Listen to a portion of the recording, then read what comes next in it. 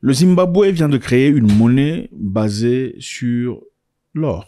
Ça vous rappelle quelque chose? Le Zimbabwe a enfin créé une monnaie basée sur l'or. Fondée sur l'or. Une monnaie forte qui certainement, nous espérons, pourra relever le Zimbabwe de ses difficultés qu'il traverse depuis très longtemps. Ça s'appelle Zimbabwe Gold ou ZIG. Zimbabwe Gold. De l'argent soutenu par un réserve d'or, comme c'était dans le passé.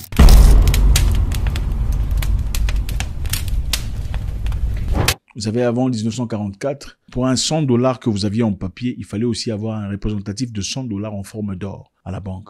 Malheureusement, après ça, les États-Unis ont fait ce que les États-Unis ont fait. Ils ont fait ça pour qu'ils commencent à imprimer de l'argent comme ils désirent. Avant, il fallait avoir 100 $ d'or en banque pour avoir 100 $ en papier. Le dollar en papier n'était que représentatif de l'or que vous possédiez dans la banque. Si vous n'avez pas d'or en banque, vous ne pouvez pas avoir de la monnaie comme ça. Cela permettait d'équilibrer les devises de chaque nation. Alors, le Zimbabwe crée le Gold, ZIG. Est-ce que l'Ouest est content par rapport à ça? Certainement pas.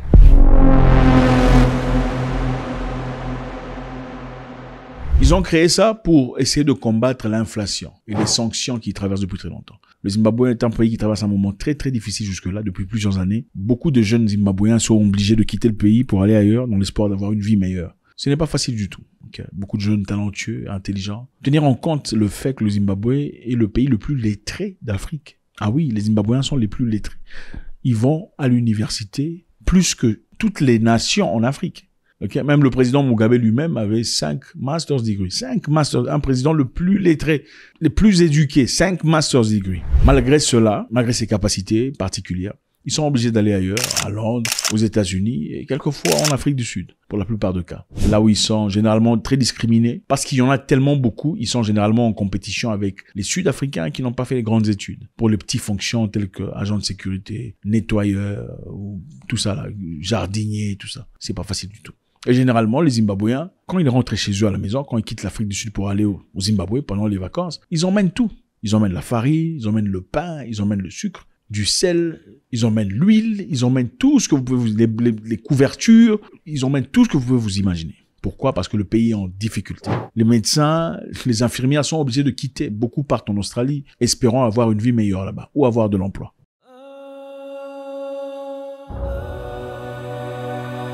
Pourquoi le Zimbabwe a été sanctionné? Le Zimbabwe a été sanctionné, on va rentrer dans l'histoire, comme vous le savez très bien évidemment. En 1884, les Européens se sont mis ensemble à Berlin pour discuter sur comment ils vont partager l'Afrique. Chacun a pris un morceau. L'objectif, c'était pas parce qu'ils étaient généreux entre eux, hein, absolument pas. L'objectif, c'est parce qu'ils voulaient pas se combattre entre eux en Afrique. Ils ne voulaient pas se faire la guerre. Voilà pourquoi ils sont allés à Berlin pour discuter comment ils vont se partager l'Afrique. Alors la France a pris la Côte d'Ivoire, le Gabon, le Cameroun et le reste. L'Angleterre a pris le Kenya, l'Ouganda, l'Afrique du Sud et le reste. Voilà pourquoi aujourd'hui, vous voyez les Kenyans parler anglais et les Ivoiriens parler français. Parce que chacun essaie de copier son maître. Enfin, bref. Rentrons au Zimbabwe. Le Zimbabwe a été colonisé par la Grande-Bretagne. La Grande-Bretagne a pris des terres. Ils ont contrôlé le pays. Ils sont devenus fermiers, pour la plupart. Et après l'indépendance, beaucoup parmi eux sont quand même restés. Et en restant après l'indépendance, beaucoup d'Anglais étaient fermiers. Donc ils produisaient des patates, des tomates, de la viande, tout ce que vous pouvez vous imaginer, du lait, et revendaient aux Zimbabwéens locaux. Et les Zimbabwéens locaux n'étaient que consommateurs, parce qu'ils n'avaient pas de terre chez eux. Imaginez-vous, dans vos propres terres, vous n'avez pas de terre. Les terres appartiennent aux étrangers, ou du moins aux descendants des étrangers. Alors, à l'arrivée du président Mugabe, il a voulu équilibrer les choses, disant « Les populations autochtones du Zimbabwe aussi méritent d'avoir des terres à eux ». Il a voulu reprendre des terres venant des Anglais. D'abord, il est parti leur demandant d'investir plus au Zimbabwe, parce qu'en réalité, la plupart d'Anglais et des Britanniques qui travaillaient au Zimbabwe à l'époque, à chaque fois qu'ils se faisaient de l'argent, ils renvoyaient l'argent en Grande-Bretagne. Donc, l'argent des recettes ne restait pas au Zimbabwe, mais l'argent partait en Grande-Bretagne. Alors, M. Mugabe a dit « Niet, ça ne se fait pas ». Si vous êtes vraiment zimbabwéen comme vous le prétendez, alors investissez au Zimbabwe. Créez des infrastructures, mettez l'argent en banque au Zimbabwe. Pourquoi vous le faites en Angleterre si vous n'êtes pas anglais? Vous dites que ce sont vos ancêtres qui étaient anglais. Alors pourquoi renvoyez-vous l'argent en Angleterre? Ça n'a aucun sens logique. Malheureusement, cela n'a pas changé. Après, il a dit, nous allons prendre les terres. Les Britanniques ont dit, si vous voulez prendre nos terres, alors dans ce cas, il faut nous payer pour les terres. Le président Mugabe leur dit, quand vos ancêtres sont venus, ils n'ont pas payé pour les terres. Vos ancêtres sont venus, ils ont ravi, ils ont pris de force les terres. Nous ne prendrons pas de force, mais nous allons ravir les terres. Ils ont pris les terres. C'était un moment très difficile, très controversé pour beaucoup de personnes. Évidemment, parmi eux, il y avait des victimes, des Européens qui aimaient vraiment le Zimbabwe, qui désiraient vraiment rester et construire quelque chose de tangible. Ils ont aussi été victimes, mis à part le fait qu'il y a eu la grande majorité s'en foutait éperdument. Après la reprise de terre, le Zimbabwe a été immédiatement sanctionné par les États-Unis et l'Europe. Parce qu'on a demandé au président Mugabe de payer ou de rembourser l'argent à ceux-là à qui il a pris de terre. Et lui disait, niet, on ne peut pas le faire parce que ce sont nos terres.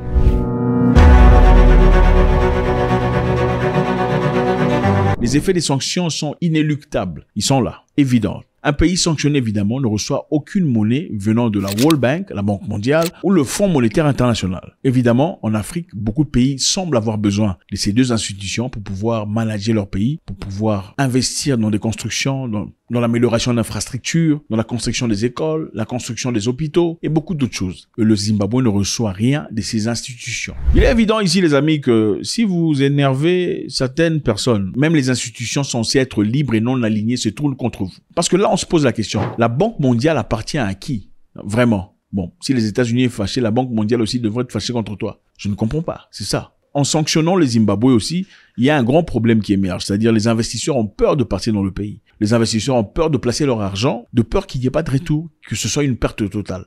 Ceci a aussi découragé beaucoup d'investisseurs. Le Zimbabwe a été en inhabilité de pouvoir échanger avec quelconque pays ou exporter ses biens pour grandir son économie. Voilà comment beaucoup de Zimbabwe sont partis en exil.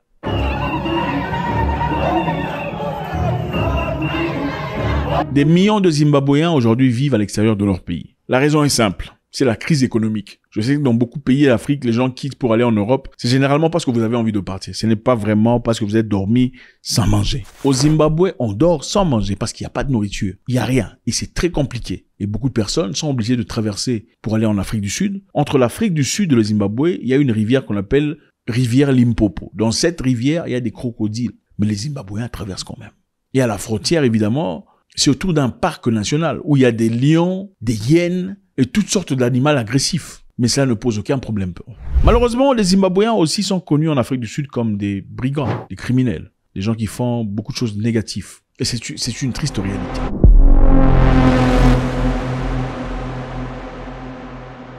Le Zimbabwe, puisqu'il vivait de manière calculée, un effondrement manipulé par l'Ouest, a vu son argent perdre sa valeur, l'inflation, les difficultés, la pauvreté. Il fallait de millions de monnaies zimbabwéens pour acheter du pain. Imaginez-vous, il faut emmener des sacs, des cartons d'argent pour acheter un seul pain. C'est en ce moment-là que le Zimbabwe a commencé à se servir du dollar américain pour faire ses transactions. Imaginez-vous un pays qui abandonne sa monnaie et adopte la monnaie d'un autre pays parce que sa propre monnaie n'a aucune valeur. C'était très compliqué. Alors, avec le nouveau président, beaucoup espéraient une différence, un changement total. Mugabe est parti depuis longtemps. Malheureusement, jusqu'à aujourd'hui, le Zimbabwe est toujours sanctionné. Et on se pose la question, pourquoi? Pourquoi le Zimbabwe est toujours sanctionné? Puisque Mugabe n'est plus.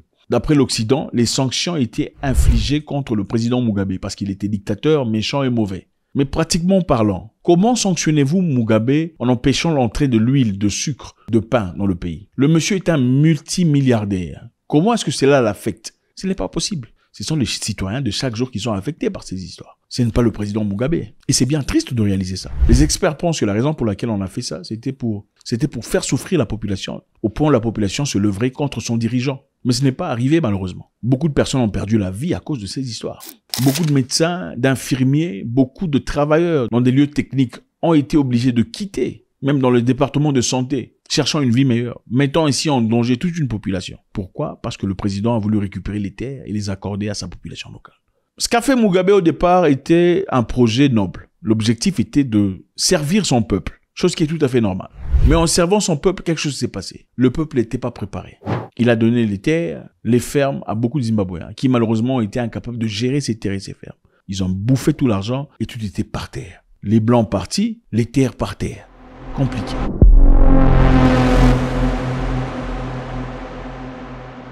Une histoire très similaire à ce qui s'est passé en Ouganda.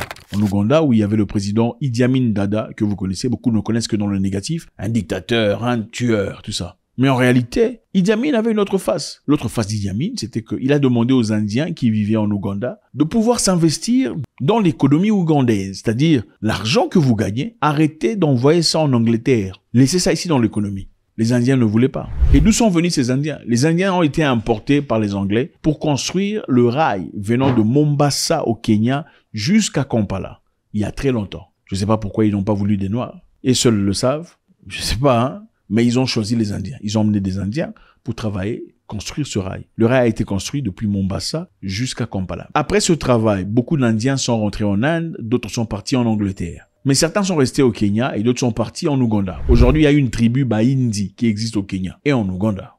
Ouais. Il y a une tribu Bahindi, des Indiens en Afrique.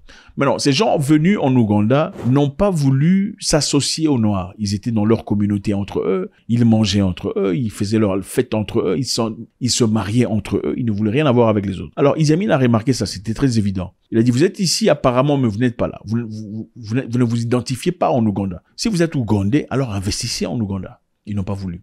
Comme ils n'ont pas voulu, il leur a donné un ultimatum. Il leur a dit, vous avez autant de temps pour quitter le pays. Et beaucoup ont commencé à remballer leurs histoires pour partir. Il a donné les entreprises aux Ougandais, espérant que ces Ougandais soient même à la hauteur de pouvoir gérer ces entreprises. Malheureusement, beaucoup n'étaient pas préparés. Ces entreprises sont tombées en faillite. L'idée était bonne de pouvoir nourrir et soutenir son peuple. Mais l'application, par contre, exactement. Alors j'espère, les amis, que cette monnaie ougandaise, excusez-moi, zimbabwéenne, pourra changer les choses. Zimbabwe Gold pourra changer les choses pour les Zimbabwéens et leur permettre d'avancer. Ça nous rappelle l'histoire de Mohamed Kadhafi qui clairement voulait une monnaie, le dinar, basée sur l'or pour l'Afrique. Et vous savez tous pourquoi il a été tué. Merci infiniment, c'est toujours avec beaucoup de plaisir. Est-ce que le Zimbabwe est en train de bouger vers une bonne direction? Ou on peut s'attendre très vite à ce que le président Mnangagwa perde sa vie? God bless.